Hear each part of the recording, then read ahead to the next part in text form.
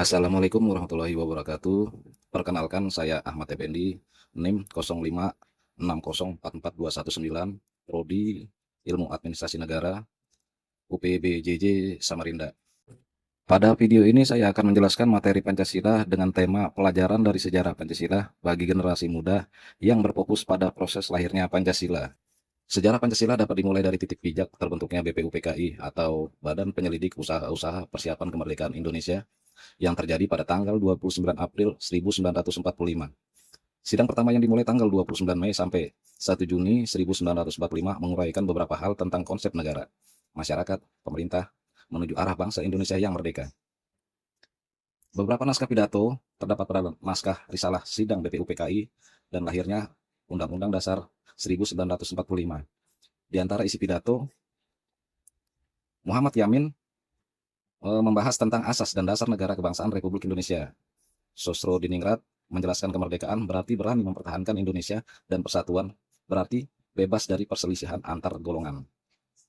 Insinyur Soekarno mengungkapkan 5 prinsip dalam pidatonya, yaitu kebangsaan, kemanusiaan, mufakat, kesejahteraan sosial, ketuhanan. Setelah Insinyur Soekarno menyampaikan pidatonya, dibentuklah Panitia 9 yang berisikan tokoh penting diantaranya Insinyur Soekarno sebagai ketua, Dr. Andes Muhammad Hatta sebagai wakil, Mr. Alec Andreas Maramis, anggota, Abi Kusno Cokro Sujoso, anggota, Abdul Kahar Muzakir, anggota, Haji Agus Salim, anggota, Ahmad Subarjo, anggota, Kiai Haji Wahid Sasim, anggota, Muhammad Yamin, anggota. Panitia 9 ini berhasil merumuskan rancangan mukadimah pembukaan hukum dasar yang dinamakan Piagam Jakarta. Piagam Jakarta inilah yang menjadi fase awal perumusan Pancasila. Dalam fase pengesahan terbentuklah PPKI atau Panitia Persiapan Kemerdekaan Indonesia pada tanggal 9 Agustus 1945 oleh Jenderal Terauchi di Vietnam dengan mendatangkan Dr. Rajiman, Soekarno, dan Hatta. Dalam fase ini, setelah perumusan dasar negara selesai, disusun berbagai peristiwa politik pun terjadi. Perselisihan terjadi antara kelompok pemuda dan kelompok Soekarno yang kemudian terjadi penculikan atau pengamanan atas diri Soekarno dan Hatta ke Rangas Dengklok.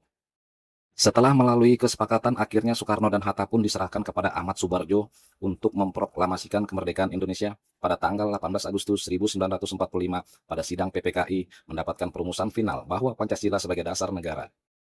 Dari perjalanan lahirnya Pancasila terdapat nilai-nilai luhur diantaranya nilai persatuan, nilai musyawarah untuk mufakat, nilai toleransi menghargai perbedaan, nilai nasionalisme, nilai gotong royong. Ada beberapa poin sebagai refleksi pribadi. Pelajaran yang dapat diambil adalah: 1. Mengutamakan persatuan. Tetap menjaga kesatuan meski ada perbedaan pandangan atau keyakinan. 2. Musyawarah dan mengalah demi kebaikan bersama.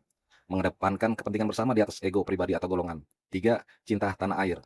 Menjadikan Indonesia sebagai tempat yang layak diperjuangkan dan dibanggakan. Sebagai relevansi bagi generasi muda saat ini, di era media sosial dan globalisasi, persatuan dan toleransi semakin penting agar perbedaan tidak memecah belah.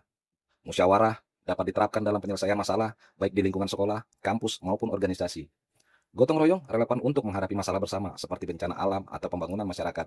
Nasionalisme tetap menjadi pegangan supaya generasi muda tidak kehilangan jati diri di tengah pengaruh budaya luar. Kesimpulan, sejarah lahirnya Pancasila adalah bukti bahwa kemerdekaan dan dasar negara kita terwujud berkat persatuan, toleransi, dan musyawarah. Nilai-nilai ini tidak hanya penting di masa lalu, tetapi juga relevan untuk pembangunan karakter generasi muda demi masa depan bangsa.